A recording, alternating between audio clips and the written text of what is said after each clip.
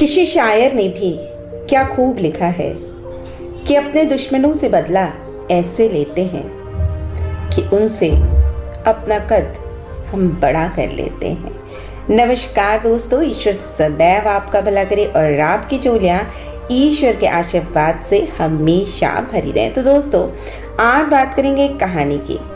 एक कहानी जो हमें बताती है कि कितनी बार जिंदगी में, हालांकि मैं हमेशा इसी बात को कहूँगी कि बदला लेना एक बहुत बुरी मानसिकता है, क्योंकि बदला लेने की जो भावना जब हम पैदा अपने अंदर करते हैं तो हमारा सारा जो फोकस होता है, जो खुद पर होना चाहिए, वो पूरी तरह से हटकर दूसरों पे चला जाता है और उसकी वजह से हम खुद को बहुत ज़्यादा मानसिक रूप से आघात पहुंचाते हैं, क्योंकि हमारा जो दिमाग है वो दूसरी ज़रूरी चीज़ों को करने के बजाय सिर्फ एक चीज़ पर फोकस हो जाता है और वो है बदला लेना। लेकिन बदला लेने का तरीका यदि ऐसा हो कि किसी की लकीर को ही छोटा कर दिया जाए, बिना उसे काटे ही गिरा दिया जाए, तो इससे बड़ी कोई जीत नहीं होती। हालांकि बदला लेने की प्रवृत्ति की वजह से हम अपने अंदर ही बहुत सारी कुंठाएं पैदा कर लेते हैं, लेकिन कभी कभी कोई परिस्थिति, कोई चीज़ें ऐसी बन जाती हैं जब बिना बदला लिए हमारा काम नहीं होता, क्योंकि नीति शास्त्र भी ये कहती है कि हिंसा का जो जवाब है प्रतिहिंसा से और दुष्टता का उत्तर दुष्टता से देना ही व्यवहारिक होता है। तो चलिए आज बात करेंगे अपने भारतीय इतिहास की एक ऐसे नीति शास्त्र की कहानी की जो आपको बताएगी कि बदला कैसे लेते हैं। तो एक नगर के राजा चंद्र के पुत्रों को बंदरों से खेलने का बड़ा शौक था। बंदरों का सरदार बड़ा चतुर था। वो सब बंदरों को नीति शास्त्र पढ़ाया करता था। सब बंदर उसकी आज्ञा का पालन करते थे। राजा का बेटा भी उन बंदरों के सरदार वानर राज को बहुत मानते थे। अब उसी नगर के राजगृह में छोटे राजपुत्र के वाहन के लिए कई बकरे भेजे गए और उनमें से एक मेढ़ा बहुत लोभी था। वो जब जी चाहे रसोई में घुसकर सब कुछ खा लेता था। रसोइये उसे लकड़ी से मारकर बाहर निकाल देते थे।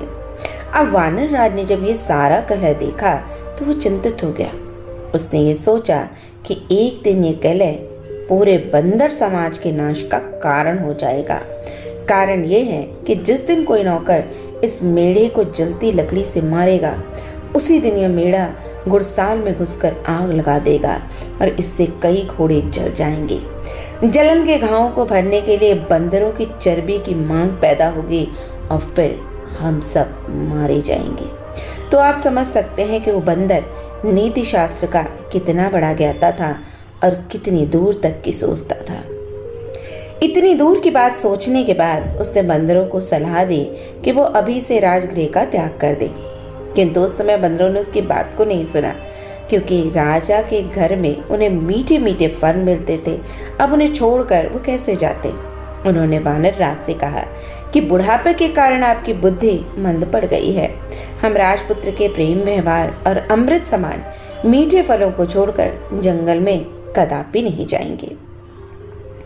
अब वानर राज ने आंखों में आंसू भरकर कहा, मूर्खों, तुम इस लोक का परिणाम नहीं जानते। यह सुख तुम्हें बहुत महंगा पड़ेगा।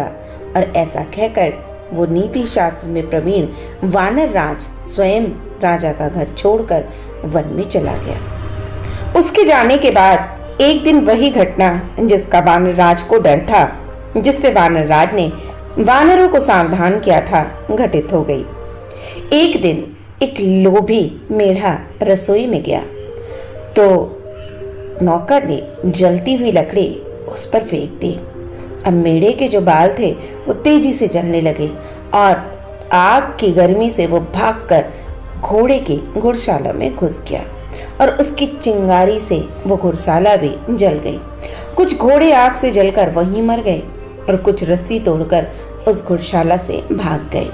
अब राजा ने पशु चिकित्सा में कुशल वैद्यों को बुलाया और उन्हें आग से जले घोड़ों की चिकित्सा करने के लिए कहा, क्योंकि पूरी राज्य के लिए बिना घोड़े की सवारी करना, कोई भी काम करना, यहाँ तक कि एक जगह से दूसरी जगह संदेश ले जाना या युद्ध उसके बिना नहीं हो सकता था, क्योंकि उस समय तेज गति से चलने वाले वाहन सिर्फ और सिर्फ घोड़े हुआ करते थे। अब उनकी रक्षा सबसे ज्यादा बड़ा काम था।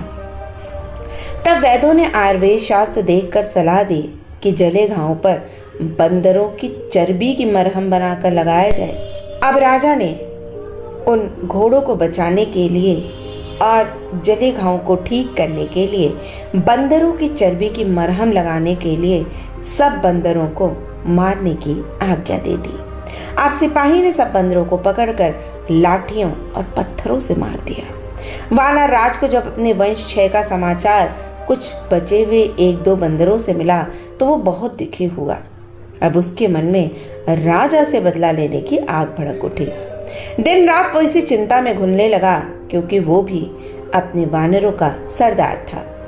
आखिर उसे एक वन ऐसा तालाब मिला जिसके किनारे मनुष्यों के पद चिन्ह थे।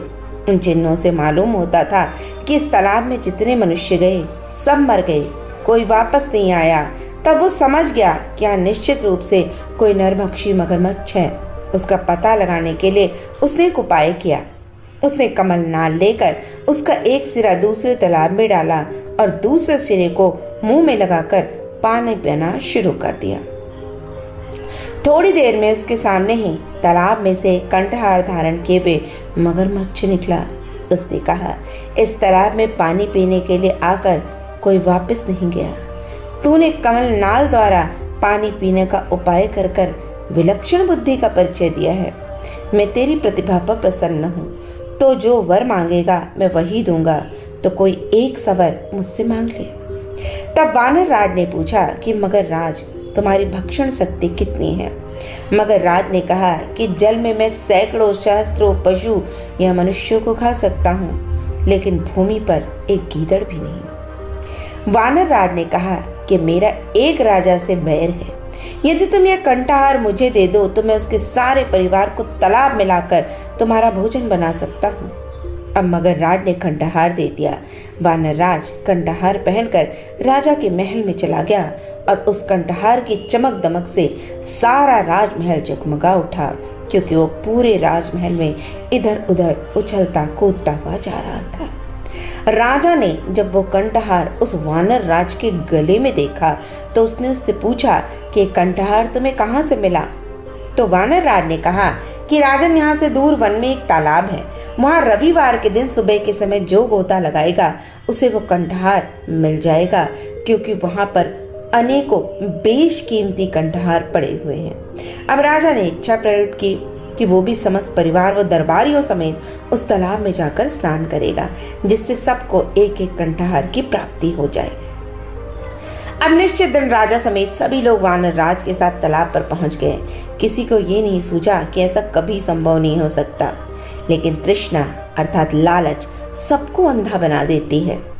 सैकड़ों वाला हजारों चाहता है, हजारों वाला लाखों की लालच रखता है और लाख वाला करोड़पति बनने की धुन में लगा रहता है। मनुष्य का शरीर जरा जीर्ण हो जाता है, लेकिन ये लालच सदा जवान रहती है। राजा की तृष्णा भी उसे उसके काल के मुख तक ले आई। सुबह होने पर जब लोग जलाशय में प्रवेश करने के लिए तैयार हो गए तो वानर राज ने राजा से कहा कि आप थोड़ा ठहर जाएं, पहले और लोगों को कंठहार लाने दीजिए। आप मेरे साथ जलाशय में प्रवेश कीजिएगा। हम ऐसे स्थान पर प्रवेश करेंगे जहाँ सबसे अधिक कंठहार मिलेगा। अब जितने लोग जलाशय में गए सब डूब गए, कोई ऊपर ना आया। उन्हें देरी होती देख राजा ने चिंतित होकर वानर राज की ओर देखा तो वानर राज तुरंत वृक्ष की ऊंची शाखा पर चढ़कर बोला, महाराज, आपके सब बंधु बांधवों को जलाशय में बैठे राक्षस ने खा लिया है। आपने मेरे कुल का नाश किया था, इसलिए मैंने आज आपके कुल को नाश कर दिया। मुझे आपसे बदला लेना था, सो मैंने आपसे अपना बदला ले लिया। जिस तरह से मैं आज बिना अपने कुल के अकेला विचर रहा हूँ, उसी तरह से आप भी अपने बिना कुल के अकेले अपने राजमहल को वापस चले जाएं। अब राजा क्रोध से पागल हो रहा था, लेकिन उसके पास अब कोई भी उपाय शेष नहीं था। तो ये कहानी बताती है कि वानर राज ने कैसे सामान्य नीति का पालन किया। उसने हिंसा का उत्तर प्रतिहिंसा से और दुष्टता का उत्तर दुष्टता से देना ही व्यवहारिक समझा। हालांकि एक बात का हमेशा ध्यान रखना चाहिए कि आवश्यकता से अधिक दूसरों के बारे में बुरा सोचने से हमारा खुद का ही बुरा होता है।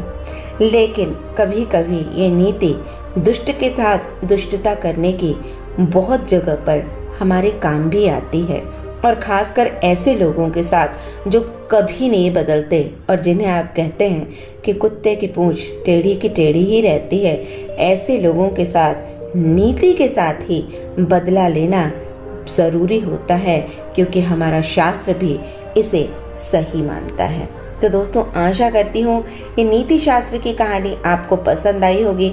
पसंद आई इष्ट मित्रों से शेयर करें और चैनल को लाइक और सब्सक्राइब करके ही जाएं। तो फिर मिलते हैं, तब तक के लिए नमस्कार।